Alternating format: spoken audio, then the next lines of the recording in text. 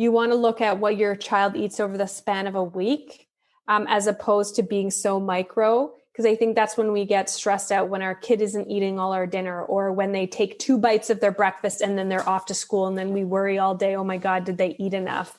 So I think that can kind of alleviate some stress and anxiety that our kids aren't eating enough when we look at it over the 7-day period. Are they eating lots of different foods over a 7-day period? And if they are, then great. And if not, then we need to make some positive changes. Living a healthy, balanced life is no small feat, especially when you're a mom.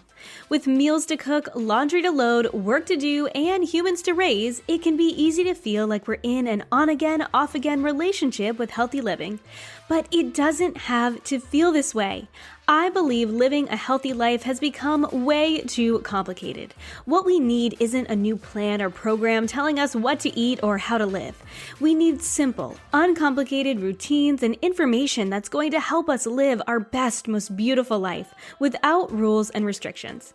Join me, Kristin Dovbniak, holistic health coach, certified intuitive eating counselor, and mama of 2, for weekly conversations on what it means to live a healthy, balanced life, uncomplicate eating, and simplify in every area of mom life.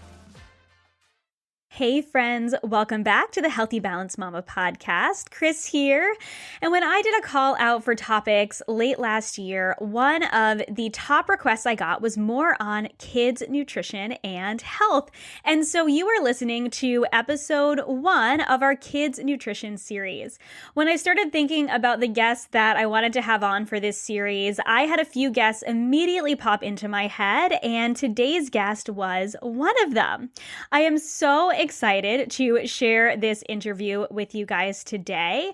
I have admired Joy and her work in the holistic nutrition world for years and years. I actually got to serve food at a couple of her events, like 7 or 8 years ago. It must have been longer than that because my daughter wasn't even a thought yet. So it was probably closer to 8 or 9 years ago. And she was doing some events and her people reached out to me. I was working as a holistic personal chef at the time, and they asked me if I wanted to serve samples.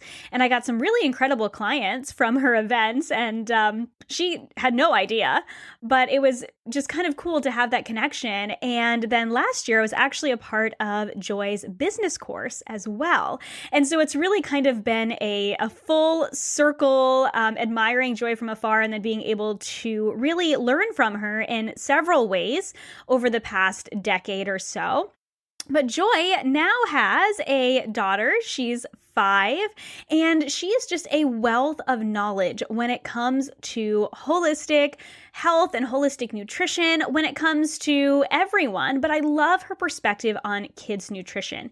She's really big on raising kids who enjoy a wide variety of nutrient-dense foods, but she has a balanced perspective about it. And so I really wanted to have her on to share her holistic perspective on raising holistically healthy kids and to share how she balances it with her own daughter. So we talk about everything from pregnancy and how she nourished herself during pregnancy to kind of feeding Vienna first foods and then moving into the toddler stage and some revelations and mindset shifts she had around food in the toddler stage and how she formulates her recipes differently now that she has a kiddo, and the food that she and her husband eat.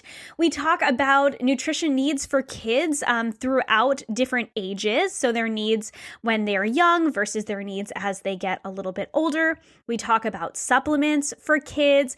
We talk about some of those pesky ingredients that might be in kid food that might not be the best for our kids, but how do we balance it? And how do we approach it with a balanced mindset and not leaving our kids feeling deprived, but also focusing on nourishing them really well. We also talked about some of her Joyous Health pantry and fridge essentials and so much more. I know that even if you don't yet know who Joy is, which I seriously doubt, but even if you don't yet know who she is, you are going to love her perspective on holistic health and kids. And I had such a great time chatting with her, and I know you are going to love listening to this episode. So for those of you who don't yet know Joy McCarthy is a holistic nutritionist and founder of joyoushealth.com, an award-winning website focused on healthy living. She's a best-selling author of Joyous Health, The Joyous Cookbook, and Joyous Detox, a World's Gourmand Cookbook author recipient. She's also the co-host of the Joyous Health podcast. She runs a business program called the Joyous Health Business Program, has a line of organic herbal teas and natural beauty products, as well as a line of children's natural supplements in partnership with Genuine Health. A trusted nutrition expert, Joy has been featured in hundreds of publications, both online, such as Well and Good, CNN, and CBC, and in print, and is a regular health expert on television, including Cityline and CTV's Your Morning. Joy lives in Toronto with her husband Walker and their daughter Vienna. You can find her at Joyous Health on Instagram, Twitter, Pinterest, and on Facebook. Without further ado, here's my conversation with Joy. Hi, Joy. Welcome to the Healthy Balance Mama podcast. I am so excited to have you on, kicking off our series on kids nutrition. So I love to just go ahead and jump right in and get started with an icebreaker. Are you up for that? Yeah, absolutely. So my icebreaker for all of my guests is, what do you drink when you wake up first thing in the morning? Oh, water. It's not very exciting. A really big Everyone's a little glass different. of water. And sometimes it's with lemon, and sometimes I put in a bit of apple cider vinegar, but I actually always have a mason jar beside my bed that I fill up before I go to bed. And then first thing in the morning, that's the first thing I drink. That is so smart. I love that you keep it next to your bed, because I typically stumble out of my bed into the kitchen and pour my water that way. But I always get my coffee ready first before I try to drink the water. Yeah. No, I just, you know what? I find I'm often thirsty, right away. So I just, and even when I'm not, it's just I just feel like it sets the stage in my digestive system. It kind of gets things going. It's great for skin. So I'm just I down a big glass of water. What a good way to honor your body first thing in the morning. I love it. So this interview is so much fun, Joy. I didn't even mention this to you when we first got on. We just started talking about the craziness that's going on in our world right now, which I'm sure, this is going to come out in January, but I doubt it's going to be that different than it is now in December or almost December. But I've actually been familiar with your work for several years now, actually probably close to a decade. When I was in Toronto and I was working as a personal chef, there's very little chance that you remember this. But your people contacted me years and years ago to provide some samples at a couple of your events. And so I sent samples at your events, and I remember being so excited, mostly because I could learn from you. And I got to go to the event for free and share samples, and I got some great clients. So thank you. So was that with Genuine Health? It was, yes. It was when you were doing those in-person events. Yeah. And yes, it was so exciting. I was studying holistic nutrition at the time. I worked for Megan Telpner for a while in her kitchen. Oh, wow. I took her Academy of Culinary Nutrition course, and I was soaking up everything I could about holistic nutrition and also working as a personal chef. And so when they asked me, I'm like, yes, you don't have to ask me twice. Oh my God, that is so cool. So Megan is a very close friend of mine. Have you had her on your podcast yet? I have not yet. I have her on the plans to ask her to come on in 2021. Yeah. So I know she would be an amazing guest. Everything she's done with the Academy of Culinary Nutrition is so cool. And I know that I have learned so much from her. Oh, that's amazing. That's very cool. I'm happy to hear that. Yeah, hopefully we get back to in-person events soon. But I have to tell you, pre-COVID, I traveled a lot. I was going kind of here, there, and ever, mostly in Canada. And we would go down to the States 1 to 2 times per year. But I have to say that's one good thing that's come out of COVID is not traveling as much. I actually, I really missed our summer vacation but aside from that, just traveling for business, it's been nice not to have to do that. Yeah. Oh, I know. My husband has always traveled quite a bit, and it's been crazy to have him home as much as he has been home this year, but it's actually been really nice to actually be together as a family. So I very much understand that. Yeah, that's kind of the silver lining of everything. Yes, totally. So I am sure that many, many of my listeners, being moms who are interested in living a healthy, balanced life, already know who you are. But for those who are listening who might not already be familiar with you and your work, can you just kind of share who you are and what you're passionate about bringing to the world? Yeah, absolutely. So I'm a holistic nutritionist and I'm also a cookbook author. I have three cookbooks. My most recent cookbook, Baby, came out earlier this year. And I have a healthy lifestyle brand called Joyous Health. And so Joyous Health was started over a decade ago, just as a blog for me to like share my inspiration for healthy living and share recipes. And it has just grown over the years to now we have an entire shop and we've developed and created a line of natural hair care and body care. We have organic herbal teas. And so now, it's officially like the Joyous Health brand. So that's basically about me. And I'm a mom, of course. I'm a mom to an amazing 5-year-old who her name is Vienna. And she is just so much fun. And I just absolutely love being a mom. I always wanted to be a mom since I was a kid. It was definitely something I just feel like some people just like, I just have it in me. I just like, I am meant to be a mom. And so, having Vienna has been like the best gift ever. Oh, I love it so much. And she is so, so sweet. I love watching you guys on Instagram stories. And when she pops in and helps you with cooking videos, my oldest daughter loves to help me cook too. So Oh, it's does fun to she? watch Oh, you it's guys so together. fun. Yeah. Yeah, you know what is funny? As she gets older, sometimes she's just like, I don't want to, even though she's only 5, I'm like, oh, I can see what's going to be happening here. But I do like when she's into it. But you know what? I had her in the kitchen with me from when she was a baby and she was just, in my arms in one of those baby wraps. Like she has been around food her whole life, been going to farmers markets. She knows where food comes from. She's picked everything from radishes to apples. So I think that's, really, really important to start your children as early as you can, really understanding where their food comes from and really helping them to connect with food.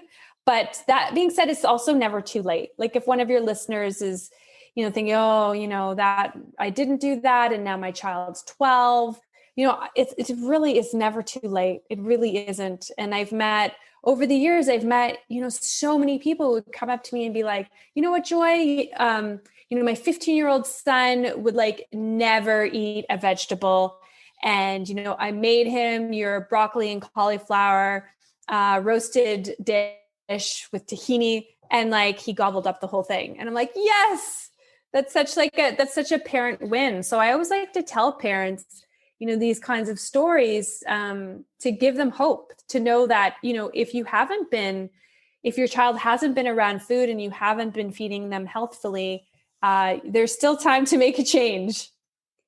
Yes. Oh my gosh, 100%. And I love to talk about my own personal story when it comes to this because I am very thankful that I have a dad who has always had a really big, beautiful garden. And so I grew up Oh, eating nice. fresh vegetables and learning how to grow them, like, sitting there with him, actually, digging the dirt and getting tomatoes like fresh off the vine, so Oh, delicious. the And so I best. remember having that beautiful experience in the summertime, but the rest of the year, we just ate the standard American diet. It was like Pop Tarts and toaster strudels and blue box mac and cheese and like all of that stuff. So Yeah. we always had those vegetables there. So I did grow up with kind of like an appreciation for vegetables, but they weren't the center of our plate. And it wasn't until I Mm-hmm. actually decided to become a vegetarian in high school that I started to Mm. become more interested in different vegetables and different types of foods. Like I didn't even know what the word tofu meant. And that was something that I started to incorporate because I was a vegetarian. And so I was like, what is this stuff? And then tempeh came later. And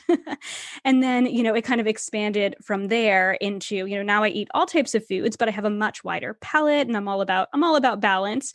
But I didn't grow up as like the healthiest eater. And I absolutely learned how to eat these real whole foods and appreciate them too, which I think is Mm-hmm. what a lot of people are oftentimes afraid of is like, well, I'm just going to be forcing my kids to eat it and then they're going to hate it later on. And I think if you do force them, then they will probably hate it later on. But it's really Yeah. about more encouraging it and realizing that it's never too late and really taking the positive approach with it. Yes, I agree. 100%. Yeah. So I would love to just kind of take it back a little bit to when you found out you were pregnant with Vienna.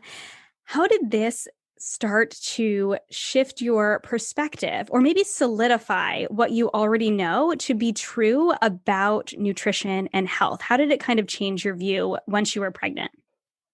Yeah. So once I was I felt like I did a lot of prep work before getting pregnant, because I knew in order to be a healthy vessel to grow a child, I needed to ensure that I did things to take care of myself. So I feel like becoming pregnant, I had such like a good foundation that when I actually became pregnant, it wasn't like, because I see this with a lot of women who reach out to me with questions. I think a lot of women get pregnant, then they're like, oh my God, I have no idea how to eat healthy. So, my recommendation to a lot of women is to start before you even get pregnant, because it will help you get pregnant more easily, and it will help your experience being pregnant be easier as well, for the most part. Not a lot changed for me, I would say, when I was actually pregnant. It was more my perspective, I would say, changed more when I started introducing foods to her.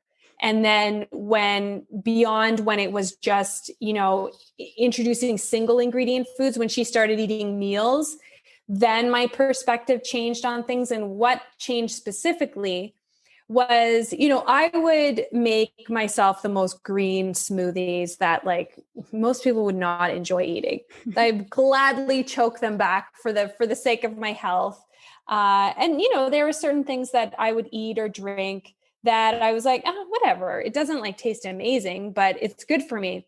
So, once having Vienna and, feeding her, I realized she is not going to be gladly slurping back these same green smoothies.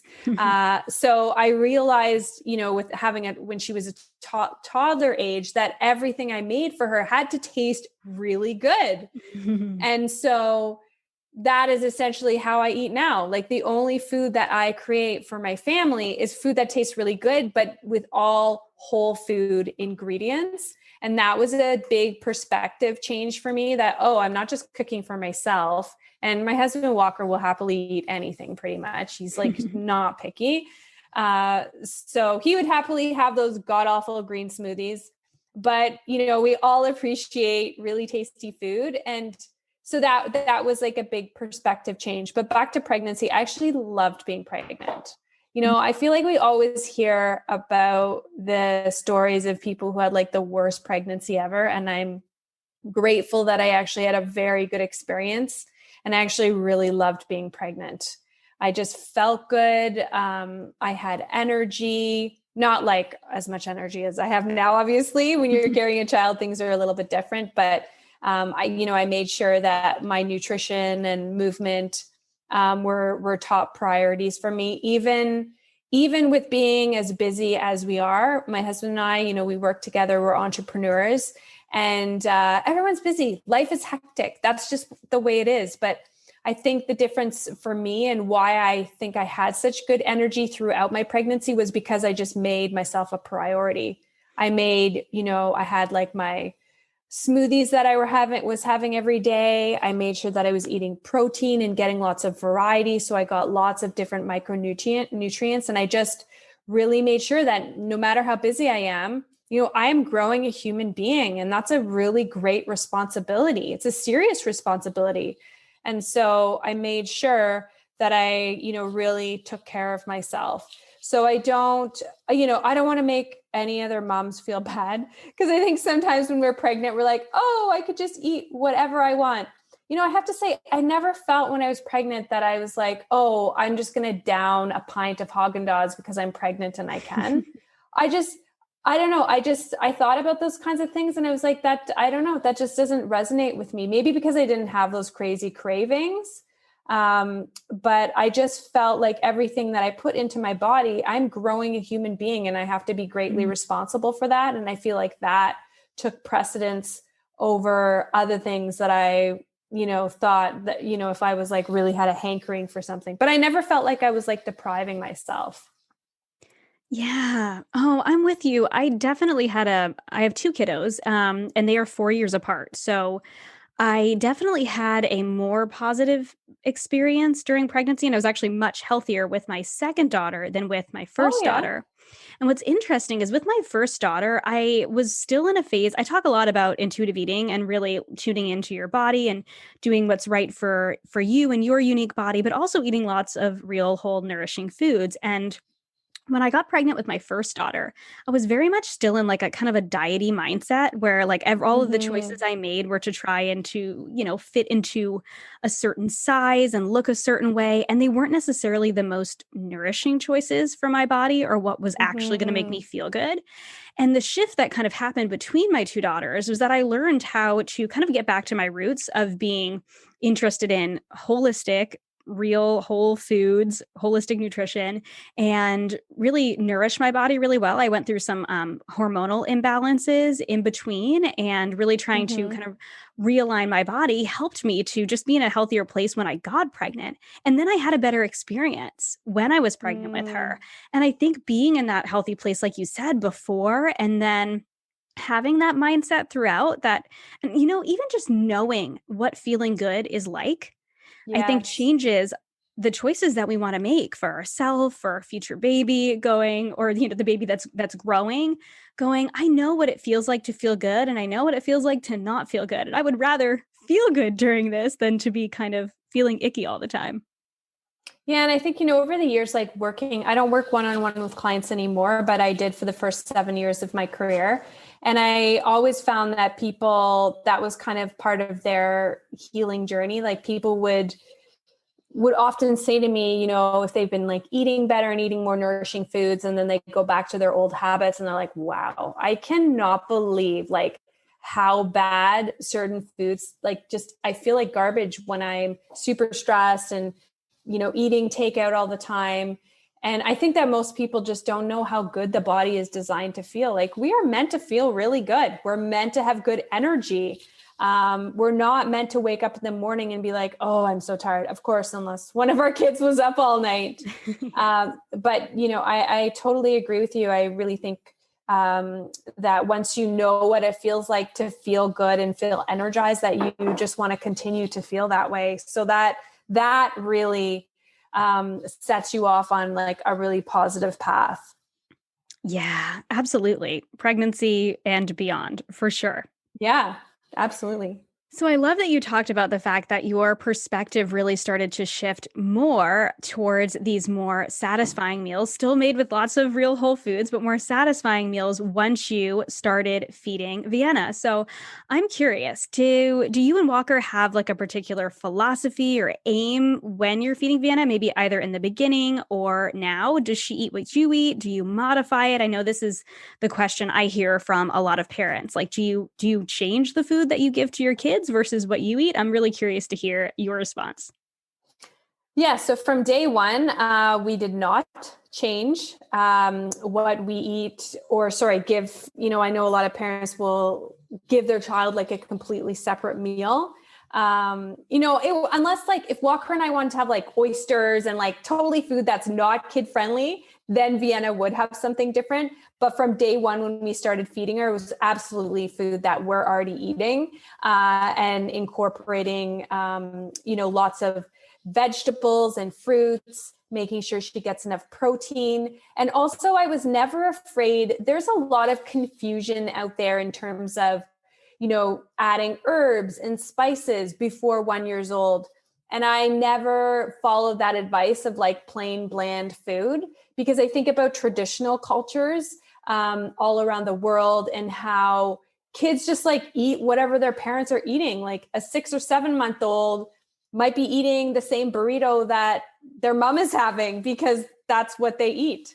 So, I really adopted that philosophy of like, really expose her palate to as many different flavors as possible so that she can decide what she likes. And I think that's a challenge for a lot of parents who have just done, single ingredient foods for so long with no other flavoring, and their kids just end up really liking bland food. That's not to Mm. say Vienna is like, there's a lot of foods she finds too spicy. I think maybe she's a super taster, but like ginger, Vienna will find too spicy. So I have to modify things. Like I made a sweet potato black bean chili the other week, and I was really, really modest with like the cayenne and all that stuff. Like I would have made it way more spicy if it was just for Walker and I, and she still found it too spicy.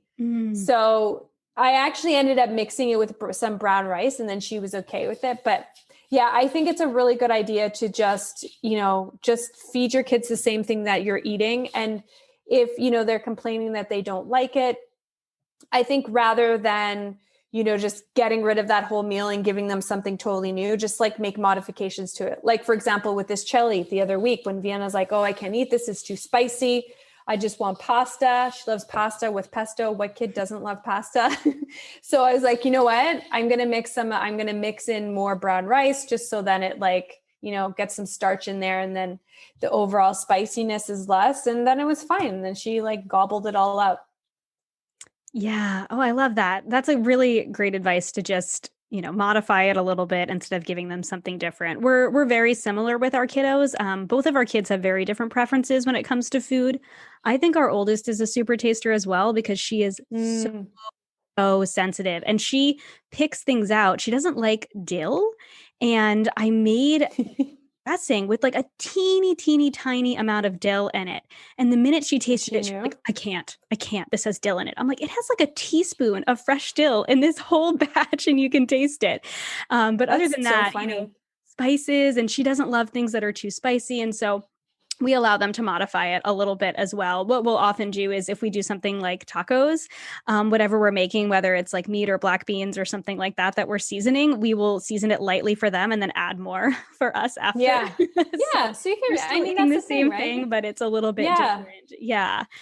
I think we also have to remember too that, I feel like the introduction of food is such a stressful period for parents. And I say that because I get so many people reaching out to me, telling me how stressed they are, that their kid's not eating this, they're not eating that. Oh my gosh. I think what parents need to remember is and acknowledge is that there are some foods they don't like. So if your kid really hates mushrooms, but yes, mushrooms are healthy, maybe they just don't like mushrooms. And I say this because Vienna does not like mushrooms. Mm-hmm. And, I kept trying to get her to like them. And it was just like a texture thing. She's like, no. And she doesn't really love cooked tomatoes. So, I have to balance out how many times I make a tomato-based pasta sauce. I can't, more once a week is the absolute max. She will take it. And, honoring, respecting what our kids like and dislike, just like there's some foods that we don't like, and then not getting stressed out about it because it's not about us, right? I think so many moms, mostly moms that reach out to me, so stressed out about their child is not eating X, Y, Z. And the other thing is, most children need to try foods multiple times. If your child says they hate mushrooms, I tried mushrooms on Vienna at least 7 times. Mm-hmm. Not 7 days in a row. But I just kept trying, then I would not do it for a month and then try it again. I'm like, no, she just doesn't like mushrooms. Mm-hmm. So I think it's good to acknowledge that, just like we have dislikes, our kids have them too. Yes. Yeah. So smart. It's such a good reminder for me too, especially because both of my kids have different preferences. And my oldest, mm-hmm. even though she's more of a super taster, she is definitely more open to trying new foods. It's funny, you mentioned oysters earlier, and she actually loves oysters and she will suck them down with us. Yeah. Yeah. Thankful to live on the East Coast so we can get them pretty regularly in the summertime.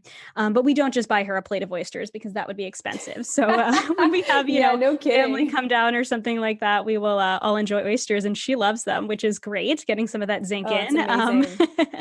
But my youngest is, she's a lot more selective, we'll call it, than her big sister. But I think that I've lightened up myself as a parent in between. I was definitely that parent with the anxiety, early on feeding Sage, my oldest. And then with Ren, it's well, she'll eat what she eats. And as long as we keep exposing her to it and she keeps trying it, hopefully, maybe she'll like it one day. And she's definitely started as she's gotten she just turned 3. So as she's gotten a little bit older, she's definitely become more open to even just trying things, where she was the kid who wouldn't even try it. And we would try to ask her to take a try bite and she would just all out refuse. And we're like, oh my goodness, so different. Every kid can be different, right? But Oh yeah, I bet.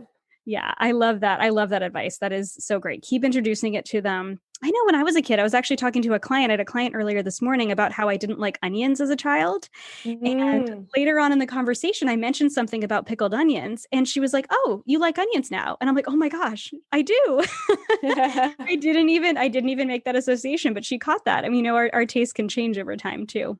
Oh yeah, totally. And I think parents also need to recognize you want to look at the week as a whole.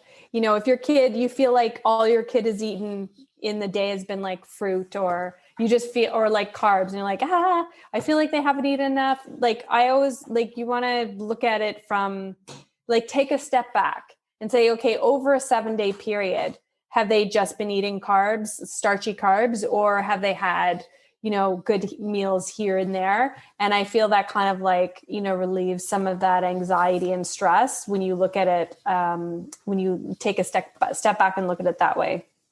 Yes. Yeah.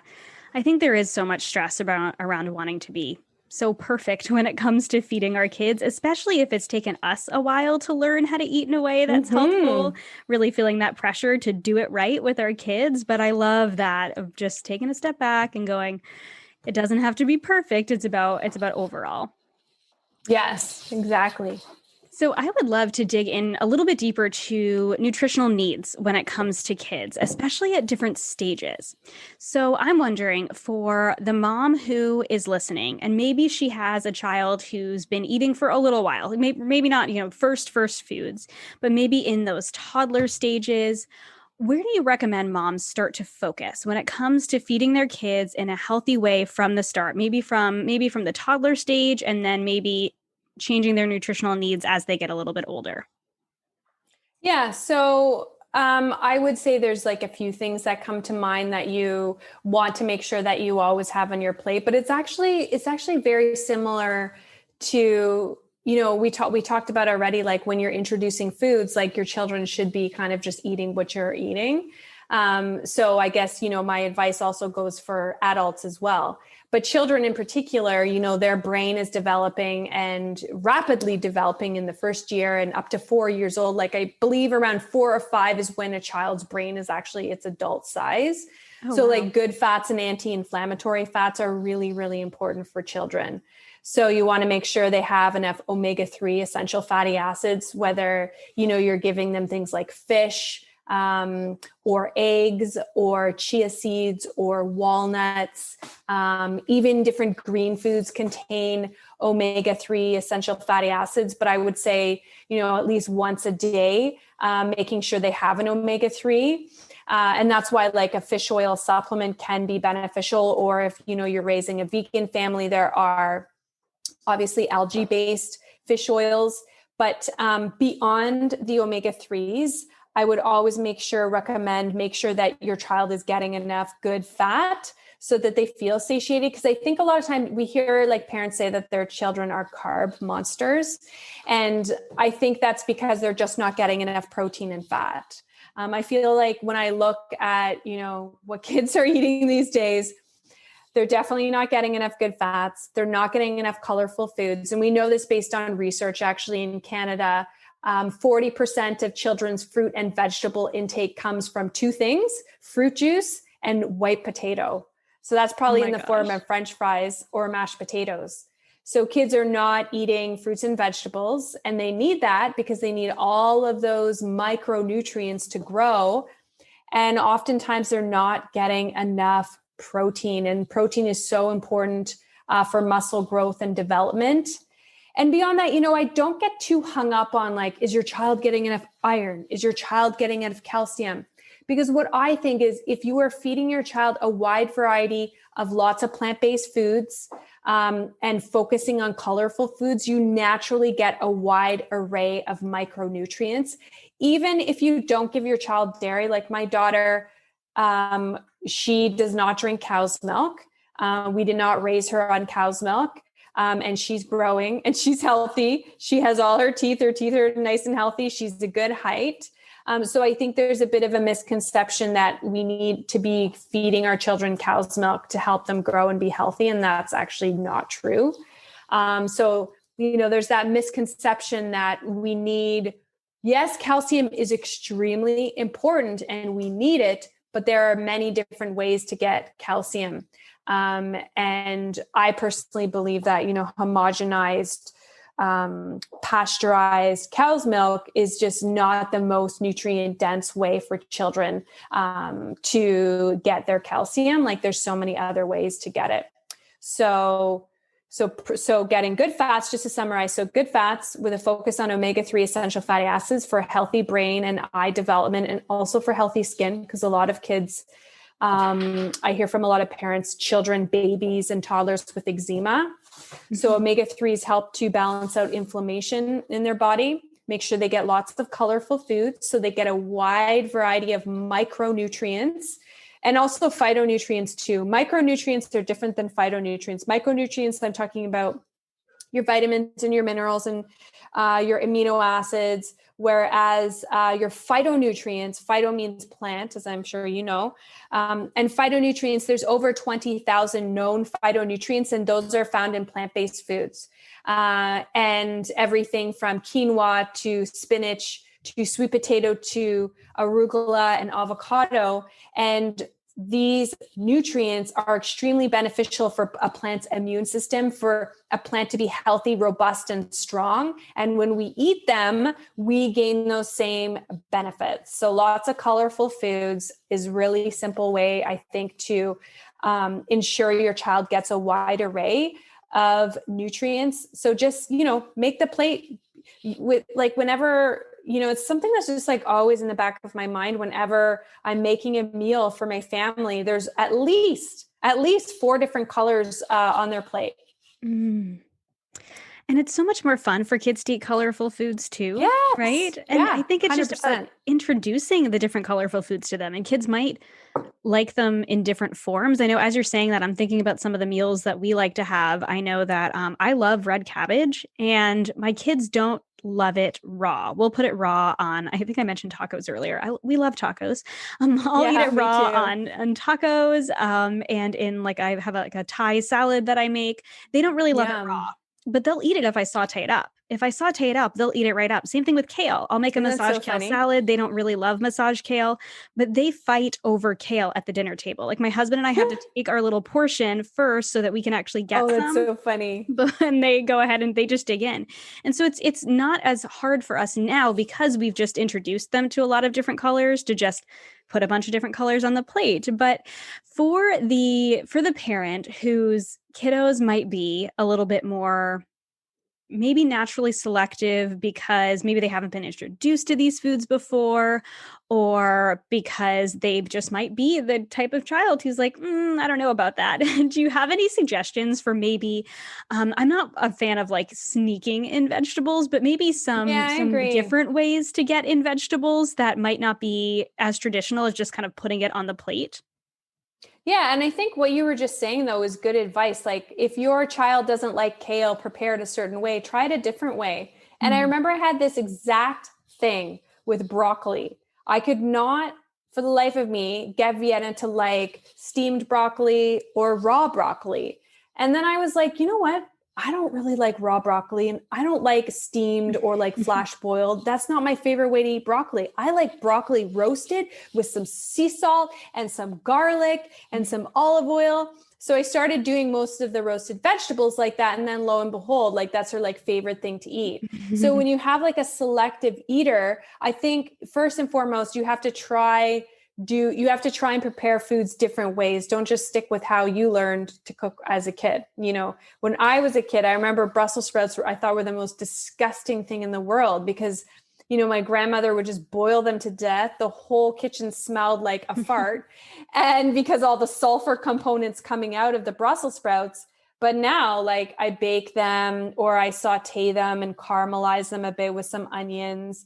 So the other thing I want to add with, more, by the way, I like how you said selective eaters, not picky eaters. I thought that was very interesting. I like that. I'm going to use that, because sometimes I feel like my daughter is picky and I'll be like, oh no, you're just selective. The other thing is, when you're wanting to introduce a new food, if you're past the stage of kind of introducing, single ingredient foods, then, I think it's important to recognize that you don't want to just like throw an entirely new every item on the plate is new to your child and expect them to eat it.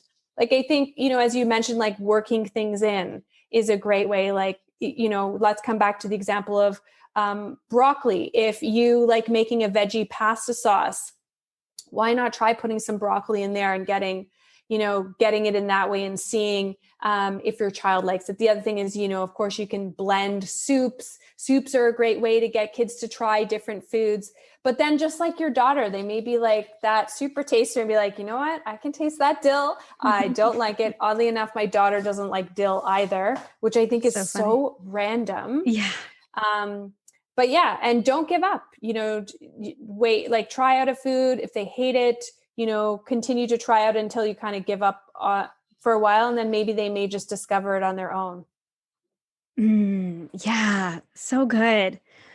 So as kids start to get a little bit older, maybe we're talking school age, and I know that's a whole other set of challenges, and we'll talk about that a little bit more, I guess, in a minute. But as they get a little bit older, are there different nutritional needs they need when they get older?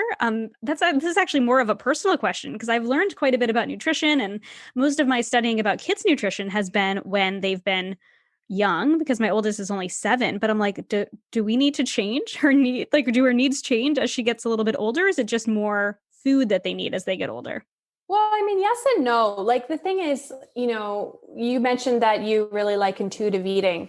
I think that we can give our children more credit and allow them to kind of tell us what they need and what they want and gravitate more towards that. And it also depends on your child. Like if you have a super active 5-year-old or 8-year-old who's like playing different sports or like always running around, then naturally, if you have 2 children and that one's super active, naturally that one will probably want to eat more complex carbs because they're just burning through, that glucose so much faster.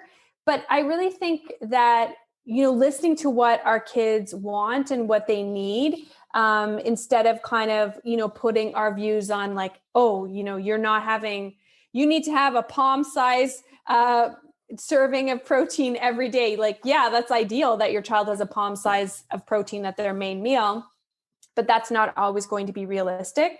So I think like, just like adults, we have to, make different adjustments, but also let's listen to our kids and what they need. Like, I keep coming back to pasta because I feel like so many parents just resort to that as like a simple way to like appease their kids.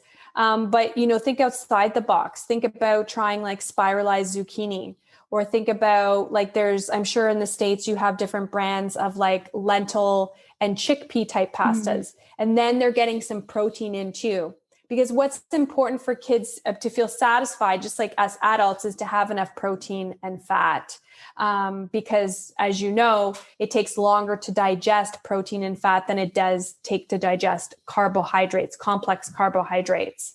So there's subtle tweaks. Like, for example, if you are giving your child vitamin D as a supplement, which is something that I definitely recommend because most people are deficient, and it's also very important for the immune system, then obviously, the age of your child, that is going to change subtly. For example, a baby is going to have less vitamin D than like my daughter who is 5. So vitamin D would be one that I would adjust, but I'd say it's more sort of supplements that change as children get older versus changing the nutrients in what they're eating, if that makes sense. Although I will tell you for sure, some people like dietitians will probably talk more about, cow's milk, like how much milk and how much calcium you're getting, how much calcium you're giving your child. But because I don't recommend, cow's milk, we don't even need to talk about that. Like, make sure that your child has a wide variety of foods and, consider supplementation at a point to like fill in some of those nutritional gaps that you feel like you could be missing. Oh, I love that advice. Listening to our kids and their bodies, and then also just giving them a wide variety. I think that is going to help so many moms just breathe a sigh of relief. Like, okay, I don't have to do anything crazy as long as I'm giving them a variety and I'm letting them listen to Yes. their bodies, and I'm allowing them to listen to their bodies. It's funny. I can always tell if my kids are growing because they'll eat a Yes. ton of protein, specifically, especially Yeah. my little one who's not a huge fan of protein foods. So we eat meat and plant-based proteins. It just kind of depends on the night. Yep. And she is just kind of like she just doesn't eat as much as her sister. Obviously, she's smaller than her sister, but she doesn't eat as much. But there will be times where she will just load up on the protein. And then we'll notice that she's like, starting to outgrow her clothes, which is just so funny and so cool. Yeah. We just let her do it. We're like, sure, you want more chicken? That's We'll just give you amazing. more and you can eat as much as you want, because she just kind of naturally balances that out, which is so cool to see. And They I think I just do. noticed it more with her than her sister. But yeah, it's very cool. That is so true. And it's also just to, sort of add to that, it's so important to like let kids decide when they are full. I think oftentimes we're so pushy, if we don't think our kids have eaten enough, again, this is like our thing. This is our thing. We need to like let go of that, because children kind of always make up for it. Like, I'm sure you notice this with your girls, but I notice if Vienna doesn't eat a lot at dinner, she is almost always way more hungry at breakfast. Or if Mm-hmm. she eats a massive dinner and like wants like seconds of whatever we're eating, then the next morning isn't the morning that she wants like a hearty porridge with all her favorite fruits and hemp hearts and a bit of honey. Like, that's not the morning that she wants that type of food. So, I think kids are a lot smarter than us adults when it comes to listening to their body. And I think it's us as parents who kind of like push our views on them, and we have to just let kids be kids and um, let them decide when they're full. We need, as a parent, need to release the judgment when we don't think that they've eaten enough. Why can't a child know when they're full? Even with babies, when we're Yeah. just introducing foods. I think, moms and dads get like really stressed out about that. Oh my God, is like my child eating enough? But we have to remember like how small their stomach is. And if they're still breastfeeding, really breast milk should be the main nutrition until 1 year of age. So Mhm. if you're like, why is my kid not eating this, entire chicken breast at 6 months old? Well, they don't need that. That's way too much protein. But one more thing I want to mention about the protein. I think sometimes we think that kids need so much protein, Mhm. and we think that's the only thing that they need. But, they need all three macronutrients: Mhm. complex carbs, protein, and fat. And they don't need as much protein as us. So if you're making a Mhm. smoothie for your child, for example, you're not going to be putting in a full scoop of protein powder, because that would be too much. And that could be like hard on their kidneys. Mhm. So I would recommend, just being careful with that kind of thing. Yeah, I'm glad you mentioned that, because I think it is easy to get hung up on one thing or another thing. And that's why it is important to kind of listen to our kids, but also have the knowledge that they are smaller humans than us and they need all nutrients. And it's just about giving Yeah. them a variety and then adjusting if needed for their little bodies versus our bigger sized bodies. Yeah. Yeah, exactly. Yeah. I do want to, I didn't really touch on like the importance. One other sort of area of food that I think is really important for children to make sure that we're feeding them, and it might not be something we grew up on, are things like fermented foods for Mm. gut health. So, things like sauerkraut, that was an early food we gave our daughter Vienna, and she just loved that sour taste. And sauerkraut as a fermented cabbage, a soured cabbage, is so good for gut health because it has all that good bacteria. And their gut health is so, so important for their immune health, preventing allergies and asthma, both food allergies and environmental allergies. So making sure that from a young age and on a regular basis that your child has a variety of fermented foods. So beyond sauerkraut, I'm talking even yogurt, whether it's dairy-based yogurt or coconut yogurt or almond yogurt. Kimchi, tempeh, you mentioned you eat tempeh. That's a great fermented food. So that's soybeans that have been fermented. Like, there's so many good gut friendly foods. So we want to make sure that our kids are eating fermented foods. Because if we look at traditional cultures, every traditional culture around the world has like a fermented superfood. Mm-hmm. And it's more like the Western culture, our modern lives, there's been a lack of a need for fermented foods, because fermented foods really came out of a need because there was no refrigeration back in the day. So they had to ferment things and pickle things so they could have them, through the colder winter months. And so it naturally nourished their gut ecology. So I think that's another thing that I see in Canadian and American kids is really missing in their diet are foods that are good for their gut microbes. And of course, plant foods are great for your gut microbes, but, a lot of the foods I'm talking about are plant foods anyways, but, for parents out there to like make a mental note about feeding your child gut-friendly superfoods like fermented foods. Yeah, I love that you brought that up. And that's something that we've done with our kids from the beginning as well. And I wasn't sure what my daughter would think about sauerkraut when I first gave it to her, because I never ate fermented foods as a kid because we just me neither. didn't grow up with them. And so I started eating them when I was having some gut issues when I was in my mid-20s. And I introduced them to my oldest daughter, and she immediately loved sauerkraut. And still to this day, like we can't even keep sauerkraut in the house for more than probably a week. I try to make it myself, but I can't keep up with making it fast enough. So we'll get it from the store. But they love it. They'll eat sauerkraut, they eat yogurt. And I think some of it is just, I think sometimes you might be surprised that your kids actually like it because it's a little bit sour and a little bit tangy and a little bit salty. But also just, having it around and introducing them to it. Again, same thing, going, you can try this and see if you like it and keep introducing it, and they might like it. We actually have a couple cool local places. I'm so sad our farmers market. Now it's getting towards winter time, and so it's not open right now, but we have a couple local places that do several fermented vegetables. So it's not just sauerkraut. They'll do like fermented beets and carrots, and my kids really like those as well. So that's delicious. They're so good. That's awesome. And it's like looking up a recipe too. Like you said, you were making your own sauerkraut. It's actually like very easy to make fermented foods. I think most people have no idea. I remember before I ever made my first jar of sauerkraut, I thought it was like the most complicated thing. And then I did it and I'm like, why am I buying sauerkraut again? All right, just purely for convenience. Yes. Which is okay too. Like it's totally, for parents listening, I'm not saying that we should all be making our own sauerkraut, because heck, I still buy it sometimes too. Yes.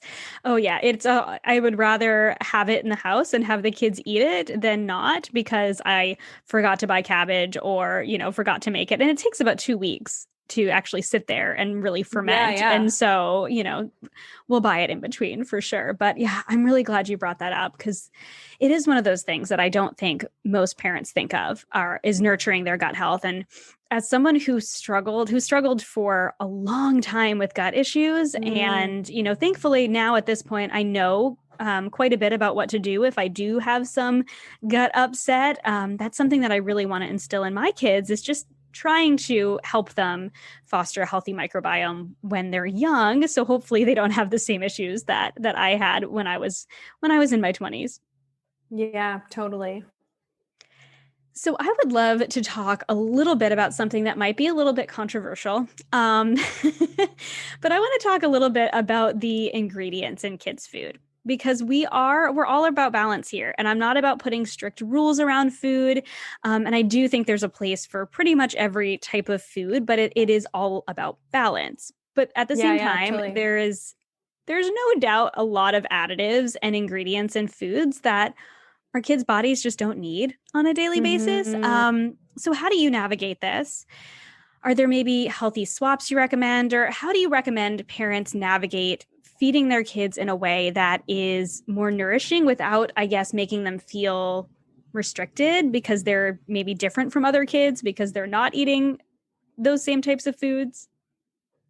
Yeah. So, I would say first thing is that you as a parent are a role model to your child. So if you are eating takeout all the time and foods that are super processed, then you absolutely cannot expect your child to be eating fruits and vegetables.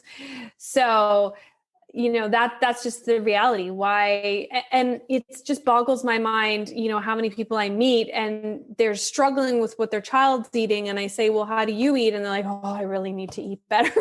And I'm always like, well, like you are the example, not to like make people feel embarrassed, but I think that's important to recognize. Now, as for, what I recommend and what we feed Vienna, we really focus on cooking mostly from scratch. And it does not have to be time consuming, because I can tell you right now, both my husband and I, we cook healthy meals from scratch most nights of the week.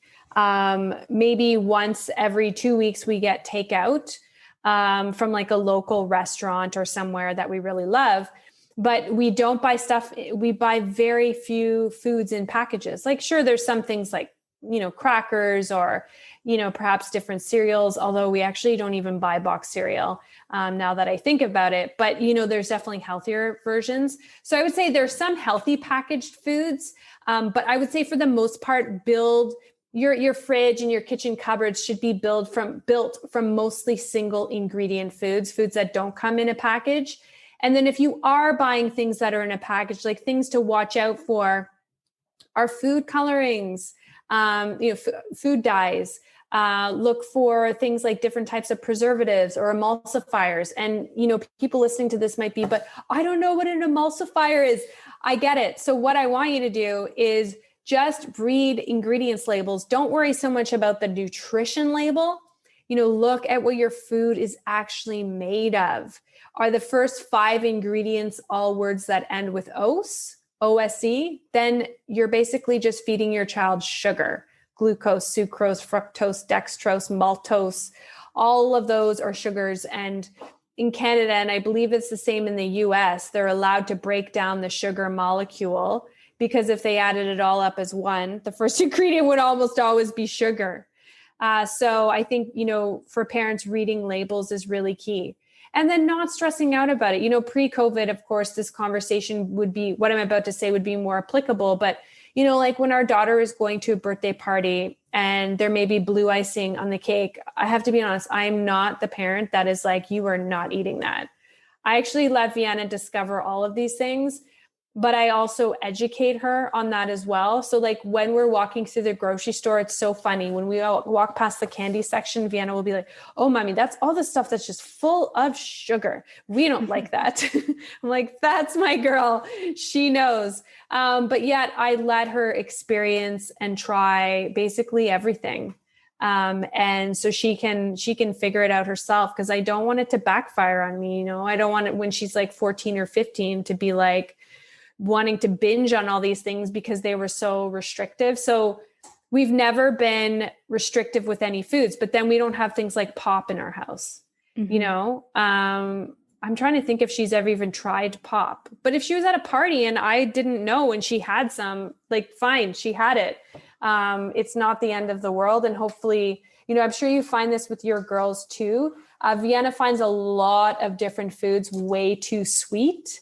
Mm-hmm. When she, say if she has like a chocolate chip cookie from some bakery we buy and it's like, probably loaded with white sugar, she often doesn't like it. She just finds it like too sweet.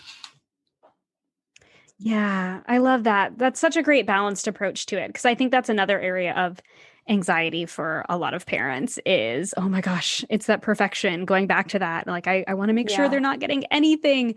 And I do think that can have that negative effect. So letting them experiment, letting them notice how it feels for them, see if they like it. I know that my kids, they have stuff when we're out, and at home, we typically don't keep it around. We'll make special treats on occasion. But yeah, we feed them the food that we know is going to make them feel good inside the house, and let them choose what they want to out of what we have on hand. And then when they're out, they're out. So I love that approach. That's great. So something you mentioned earlier, just to switch gears a little bit, was filling in kids' nutritional needs with supplements. So I would love to hear a little bit more on your opinion when it comes to supplements, and maybe what you recommend for kids in general, or is it just all kid to kid? What do you kind of recommend? I know you mentioned vitamin D, and that's something that we've done, from the beginning, but any other supplements that you think are really important for kiddos? Yeah, I'm a big fan of probiotics as well. And, it comes back to like ensuring they are eating they're eating enough. I don't want to say a lot of, because you don't want to just be giving your kid sauerkraut at every single meal, thinking that you're doing their gut benefits. So that would be definitely overkill. But probiotics are such a great way to support a child's immune system, especially important now that we're like just coming into the height of flu season, which is going to go until like February, right? And with COVID. So probiotics are definitely a beneficial supplement to give. And there's specific strains that have been researched for things like reducing absentee days from school, reducing the severity and the duration of upper respiratory infections. Probiotics are amazing for children. There's good research on digestive wellness, like diarrhea and constipation. So they can help with both of those things. And so I give my daughter a probiotic every day, but she also eats like pretty healthfully. So I do think a probiotic is a beneficial supplement to give to your child, because most children are not eating fermented foods regularly anyhow. And, adults can benefit from a probiotic too. Yeah. So good. So probiotics, vitamin D. Oh yeah. Vitamin D. I know you mentioned omega-3s oil before too, fish oil or algae. That was the other one you recommended for for vegan families. So children are definitely, actually, when there's been studies done on children's level of EPA and DHA, it's actually way lower than adults. And once you've adjusted for like size and weight, children are still actually not getting enough omega-3 fatty acids, which are so important for cardiovascular health, for brain health, for skin health. And that's because a lot of kids are just not eating fish, and they're not eating foods that have good fat. So omega-3s are definitely a nutrient that is missing in children's diets. So that is something else that's very, very easy to supplement. I give my daughter a liquid omega-3, and just tastes like grape flavor. It has vitamin D already in it. So that's a really easy one. And then, a lot of parents will ask me, like, what do I think about a multivitamin and this and that? A multivitamin, the thing is, I actually don't give my daughter a multivitamin because I want her to get a lot of her nutrition from the food that she's eating. And I'm not convinced. There's not a lot of multivitamins out there for kids that I really like. I find they often have, like, for her age, and similar probably to both your daughter's ages, they're probably not into swallowing pills. Mm-hmm. And so many of the chewables out there, I just don't like the ingredients that are in there. So I think you're better off doing like a fruit or a veggie powder, like a superfood powder supplement, and putting that in water and using that as like a whole food based multivitamin versus just giving them a pill or a chewable that it most likely has all synthetic vitamins and minerals, and then it has additives to make it taste good. So I think you're better off, like, there's so many different superfood. I have a line, as you probably know, of kids supplements, 3 different products. And we have an organic and fermented superfood supplement. It has 22 different superfoods. You just put it in like a smoothie. You can mix it in porridge. You can mix it in yogurt. It's kind of like your insurance policy. And I just feel a lot better giving Vienna that than a multivitamin. Like, I'm giving her something that's whole food based with multiple vitamins and minerals versus, a pill that's just all synthetic. Yeah. Oh my gosh. I like that. We give our kiddos, or we have previously given our kiddos a multivitamin until they were about 3 until about like 4-ish. And now, like, my older daughter eats such a wide variety of foods, and we also do probiotic D and fish oil, though my oldest really does like fish. So we eat quite a bit of fish. And that's kind of what we do for her. And she will also take like a greens powder. It's like a chocolate greens powder, and she loves it. And she'll just drink it in almond milk and shake it up, and she calls it her chocrite shake. Which is funny because, like, I don't drink like protein shakes or anything, but that's amazing. And so our younger daughter, we gave her a multivitamin a decent one that I found until she was about 4. And then we're like, she doesn't really need this anymore. Yeah. Like she's eating a variety of foods. We do give one to our youngest just because that's kind of her insurance policy. 'Cause Yeah. she doesn't like things mixed into things. She likes things more plain. Like she's so different than her big sister. So, but I love Funny that. how that happens, right? Such different Yes. personalities and likes and dislikes. Yes. Yeah. So that's kind of very similar to how we do it. We have done the multi for just the little one for that kind of like extra insurance policy. But I like the idea of the superfood blend too, and seeing if we could get that in her that way. Because I am a big fan of the whole foods base too, because our bodies are meant to deal with whole foods rather than synthetics, and they'll know what to do with them. And then if our body doesn't need it, it knows how to let it go too, for the most part. Yeah, exactly. Yes. Oh, so good. So speaking of real whole foods, you have some incredible recipes on your website. Are there maybe kid favorite recipes that you can share with my listeners? And we'll go ahead and try and link them down below as well. Oh yeah, totally. There's so many. I feel like everything I create now has to be like kid approved. You know what, and I'll send you some links, but like my blueberry flax, oat bran muffins are a huge hit. Basically any healthy muffin, cookie, or loaf. My banana bread, my daughter is a huge fan of that. And that's like coconut flour based. So there's lots of good protein, lots of micronutrients in there. My frittata is a really great recipe for lunch, for breakfast, lunch, or dinner. And that's just like so easy to make. And once you start making frittatas on the regular, you realize how easy it is. You can use, leftover sweet potato in there. You can put some feta cheese, some broccoli. So I can send you that recipe. Another favorite is our baked pancakes. So you're basically, it's like a pancake recipe, but you're actually baking it, and then you swirl almond butter and wild blueberries into it, or you could use like a healthy type of jam, and you swirl it in, then you just bake it. It's so delicious. So those are kind of the ones that are off the top of my head. And I have lots of different like soups. My daughter loves our golden soup, which for younger ones, any of the soups that I have, I always say like for really young ones, if you feel more comfortable, you can puree it, depending on, how many teeth your child has, kind of thing. So I'll definitely send you some of my favorites. Yeah, that would be awesome. I know mamas love recipes. Anytime I post a recipe too, I have at least one person who asks me if my kids eat it. And I'm like, if I am posting this recipe on my website or on Instagram, my kids have eaten it, or at least one of my kids have eaten it. So I have a couple more questions before I'm going to let you go, because, oh my goodness, we could talk for hours, I'm sure. Yeah, totally. But do you have any Joyous Health, maybe essential foods or ingredients that are just in your kitchen at all times? Oh yeah, for sure. I definitely have like my kitchen staples. And I would say, like, let me think first about like things that are non-perishable. I always am stocked with coconut oil, extra virgin olive oil. Those are like the two oils that I use for cooking and for salad dressings. I always have things like quinoa, brown rice. I have, even though I actually don't eat a ton of grains, I don't personally eat a lot of grains myself, but I also have a lot of different flours because I love baking. So my essentials are almond flour, coconut flour, brown rice flour. And then when we think about, those are kind of like the top things I think about that I have for one ingredient foods that I like to bake with.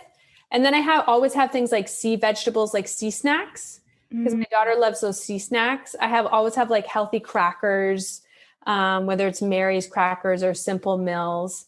And then in the fridge, I always have like a whole variety of different fruits and vegetables, because I find when my daughter comes home from school, like she is like always starving. So that's the time I'm like, okay, cucumber, celery, like get all the crunchy raw vegetables in that she doesn't always want to eat. And I always make sure that my freezer, I have, like, we shop 1 to 2 times per week. And I always make sure in my freezer that I have well-stocked protein. So when I go to like the fish market, or I go to the healthy butcher, I don't know if you ever shopped there when you lived in Toronto, but I always buy fresh fish or turkey sausages or a whole organic chicken, and I just freeze everything. So I make sure that I always am stocked with good sources of protein. I'm sure there's more things. There's so many more things, but those are just like off the top of my head. Like, what are the things that and nut butters. I always make sure I have at least 2 or 3 different kinds of nut butters, almond butter, tahini, sunflower seed butter. I always have nuts and seeds. Those are all just kind of like staples that can be ingredients in other things, or, sometimes just having toast with almond butter and a bit of raw honey is just like the best thing ever. Yes. So comforting. That is probably one of my kids' favorite breakfasts. Like if we're just doing something really quick, it's like, okay, we'll just do toast and almond butter and a little bit of honey, and they're very happy. Yeah, totally. Same over here. Oh my gosh, I love it. Well, so much information, inspiration is what I meant to say. Also information, but so much inspiration for the mama listening. So is there a final message that you want to share with my listeners, maybe just to put them at ease when it comes to feeding their kids in a holistically healthy way? Yeah. And I think it's just to echo what I said earlier, and is that you want to look at what your child eats over the span of a week. As opposed to being so micro, because I think that's when we get stressed out, when our kid isn't eating all our dinner, or when they take 2 bites of their breakfast and then they're off to school, and then we worry all day, oh my God, did they eat enough? So I think that can kind of alleviate some stress and anxiety that our kids aren't eating enough when we look at it over the 7-day period. Are they eating lots of different foods over a 7-day period? And if they are, then great. And if not, then we need to make some positive changes. Oh, so good. Well, before we go, I have 3 rapid fire questions. I love to ask all of my guests if you'd be willing to answer them. Oh, for sure. They're easy, I promise. The first one, maybe not for you. The first one is, what is your favorite thing to cook? Pancakes. Oh, that was easy. Yeah. Super. I love and waffles too, but that's like the same thing, just a different way to make it. Yeah. What is your favorite thing to order or eat if we're allowed to go out to restaurants? Oh, Thai food. Thai food is so good. I love Thai food. There's some really good Thai food restaurants in Toronto. Yes. Oh, we have one good Thai food restaurant here where I live, like one compared to many in Toronto. So my last sort of rapid fire question. We like to talk here on the Healthy Balance Mama podcast about balance in every area of our lives. So my final question is, what does your beautiful balance mean to you? So I feel like when I became a mom, it was hard to actually balance everything. And I still to this day feel like sometimes I am and sometimes I'm not, but I'm actually okay with that, because as long as I have my self-care rituals in place, which I do, then I feel really good. I make sure that there's certain things that I make time for. I get up early enough to do in the morning that, set the stage for my day, so that if I know I'm having a day where it's like super busy and, I feel like I barely have time to pee, even though I'm like out of balance in that way. I have like a good foundation to start out with. And I know that, I have those rituals in place in the morning. And then I know in the evening, there's other things that I do to keep me feeling good. So I guess it just comes down to self-care in the midst of chaos, as long as like you're still making yourself number one. And that can be done. That absolutely can be done. I think that sometimes people think stress and anxiety means that you're not taking care of yourself anymore. Well, the stress and anxiety will be amplified if you don't take care of yourself. So, especially, through this pandemic, a lot of people are feeling a lot of anxiety. So I think more than ever, we need to make time for our self-care rituals.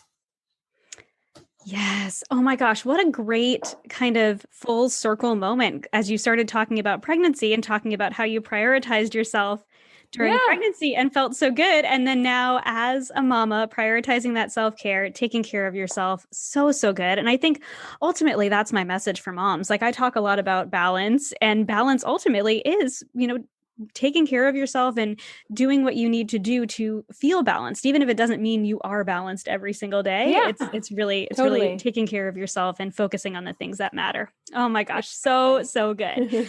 So where can my listeners connect with you and all that you do if they happen to not be familiar with you? Yeah, so you can find me, my website where I have hundreds of recipes and inspiration and videos is joyoushealth.com. So JOYOUS health.com. I also have a YouTube channel and you can find me on Instagram as well at Joyous Health. And similar to you, I have a podcast that I do with my husband called the Joyous Health Podcast.